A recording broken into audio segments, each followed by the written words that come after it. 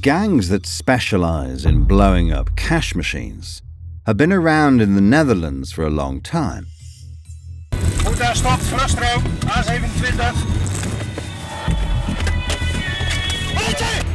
But a new phenomenon emerged several years ago: the Audi-Gang.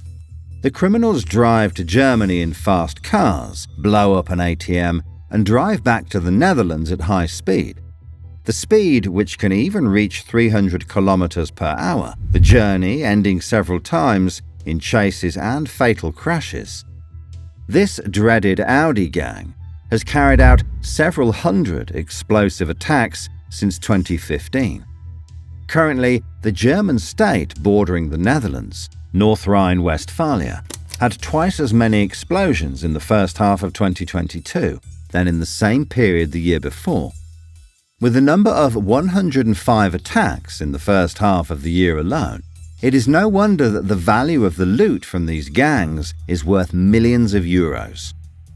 These young robbers have been dubbed the Audi-Gang by the media due to the make of car that is most often used. It is a group of 200 to 500 people, all Dutch, mainly from Utrecht and Amsterdam, most often with Moroccan origins. But why is it that the trend of these attacks persists in Germany, while it is in sharp decline in the Netherlands, with only 20 attacks committed in 2021? Ja, in 2012 dreigde dat zo uit de hand te lopen dat er werd ingegrepen. Een landelijk team van de politie ging deze ram- en plofkraken grootschalig bestrijden. En nu de cijfers over 2013 net bekend zijn, blijkt hoe succesvol. Indeed, it is since the year 2013 that Dutch and Belgian banks have made considerable efforts to curb this crime. According to the Dutch Banking Association, NVB, the low probability of a loot and the high probability of being caught paid off.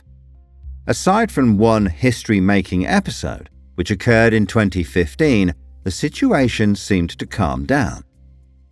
A violent explosion occurred at an ATM in an ING branch in Breda. After a deathly silence, the Audi takes off at high speed with 3 young men on board towards Belgium. A chase takes place, with the gangsters firing Kalashnikovs at the police. Finally, the action ends after the Belgian police placed studded mats on the highway. The trio will be sentenced to a very long prison term. And it was precisely in this year of 2015 that the problem moved across the border. The German border states remain the most affected. And already at that time, the majority of the bombings in Germany were carried out by the Dutch Audi-Gang. The police chief of a border state had even described the behavior of the suspects. They are fast and ruthless on the run. We also can't predict in advance where and when they will strike. However, it doesn't always go as planned for the gang.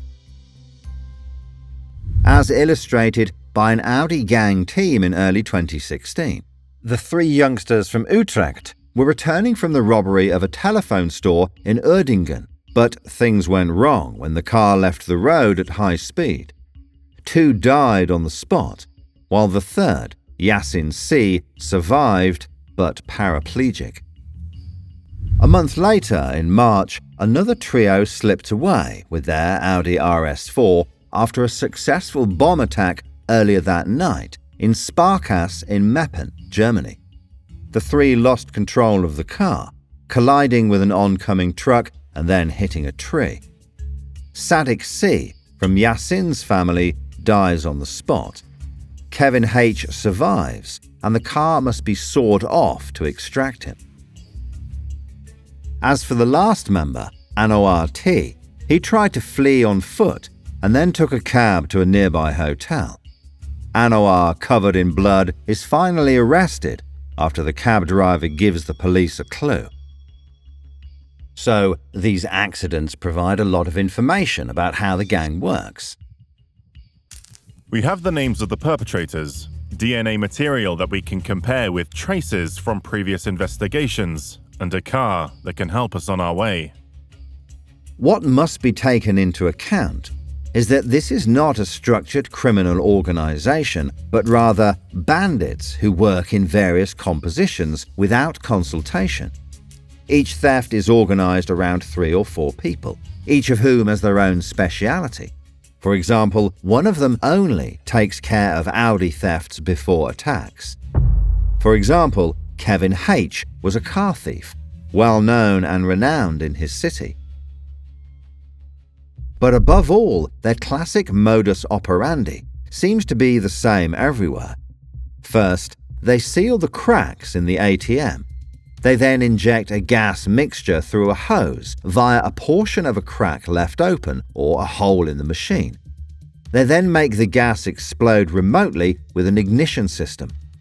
The explosion forces the safe to the back of the machine so that the cassettes containing the notes can be removed. Sometimes they do the same thing, but by lifting the control panel directly off the counter. But back to the fatal accident of 2016. It appears that Anwar T is indeed Anwar Taghi, the nephew of the drug godfather Ridouan Taghi, and Anwar has already been imprisoned for several years.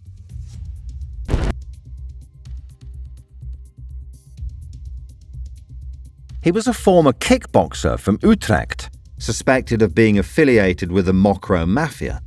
Indeed, in the criminal world, it was assumed for a while that Ridouan wanted nothing more to do with Anwar since the explosion in Germany. However, since his release from prison, he would have been useful again in the eyes of the drug lord. Indeed, Anwar had found himself in pre-trial detention for his key role in the murder of Dirk Wiersum in September 2019. He was suspected of being the head of a network in Utrecht, involved in the logistics of stolen cars. These were stored in a shed and then sold with new license plates to hitmen ready to take action. In the case of the lawyer, Anwar's team would have provided cars to the executors, including for preliminary observations of the target. There were several indications that Anwar played a leading role in the murder of Wiersum. The cars used by the 2 hitmen were used for reconnaissance for the murder in preparation and were located in a shed in Utrecht, whose lease was found at the home of Anwar under a false name. He would also be seen on surveillance camera footage of the warehouse, not to mention photos of the vehicles found on his phone. However, Anwar's defense advocated a very different version. The fact that our client was allegedly a member of the Audi-Gang that arranged stolen cars for, among other things, explosions, does not mean that he would have provided cars for the murder of Dirk Wiersum. According to a wiretap recorded after the lawyer's murder, Anwar was planning to go abroad for a while. If you're really involved in the Wiersum murder, and you think you're wanted, you're not staying home. He went to the funeral of a family member in Morocco. He only did it once, parking a car, not knowing what it would be used for. Indeed, the lawyers gave details about the fact that he was not on the run, as he would have returned to the Netherlands after a few weeks. How could our client have known what these vehicles would be used for? There is no indication of this in the record. In de zwaar beveiligde rechtbank in Osdorp hoorden Guillermo B. en Moreno B. vanmorgen dat zij schuldig zijn aan de moord op advocaat Dirk Wiersum, 2 jaar geleden in Buitenveldert. Een liquidatie die de samenleving schokte en waar zij 30 jaar voor de cel in moeten. Apart from the 2 executors, the court ruled that there was not enough evidence to know whether Anwar was aware of the murderer's plans in preparing the cars. In addition, Anwar was again the main suspect in another murder attempt. Indeed, an individual getting off a bus in Utrecht was attacked by 3 hooded men with a demolition hammer, who hit him violently in the face before fleeing.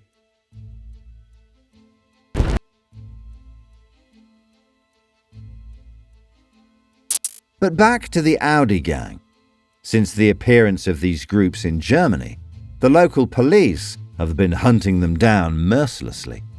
This has resulted in numerous arrests since then. However, the problem persists and has even worsened. Indeed, the gas method has become outdated in the eyes of the criminals. They now attack with real explosives, which causes much more damage. The use of this new method had already increased by more than 500% by 2020. This is probably due to increasingly stringent preventative measures, such as a neutralization system that renders money unusable with ink or paint. This new method with explosives was already used in Amsterdam. The explosives, wrapped in tape, are slipped inside the hatch where the money exits the ATM. De politie in Amsterdam onderzoekt inmiddels een grote reeks plofkraken daar de afgelopen 4 maanden. En vanavond nog niet eerder vertoonde beelden. Hierop is heel goed te zien hoeveel risico's de daders inmiddels nemen. In Amsterdam, in 12 explosions, only once could the loot be taken away. This explains why these attacks are not profitable in the Netherlands, where security is higher than in Germany.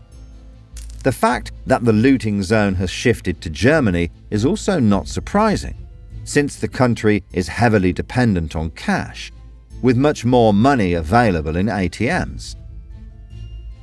Not to mention that Dutch ATMs have begun to move to more residential areas, which discourages robbers from blowing up storefronts to receive double the sentences. On the other side, therefore, in Germany, in 2020, 17 million euros were stolen. And it is in the state of North Rhine-Westphalia that an ATM explodes almost every other day. Nevertheless, since the cooperation between the German and Dutch police, Audi-Gang members are increasingly choosing other federal states where less appropriate measures have been taken. Finally, justice caught the first big fish of the criminal network, Taghi B. His gang is said to have caused at least 15 explosions in Germany, and Taghi himself is involved in an attempted murder because of a robbery that got completely out of hand. The explosion caused the building to catch fire, from which a family had to escape in extremis. But this police operation, which lasted 1.5 years, finally paid off. For the first time, we were able to experience the organizational and logistical structures of the group. Indeed, in the spring of 2020, Taghi had several ATMs delivered by a German company in Utrecht. It was later revealed that his gang had created a training center. The duo would order different models of ATMs and record tutorials on how to blow them up most effectively. This activity even cost the life of the main suspect, who was filming an experimental explosion. 23 suspects were identified as belonging to this network, with various seizures. Since then, other cases linked to the Audi-Gang have followed, not forgetting that not only Dutch people are involved in these attacks.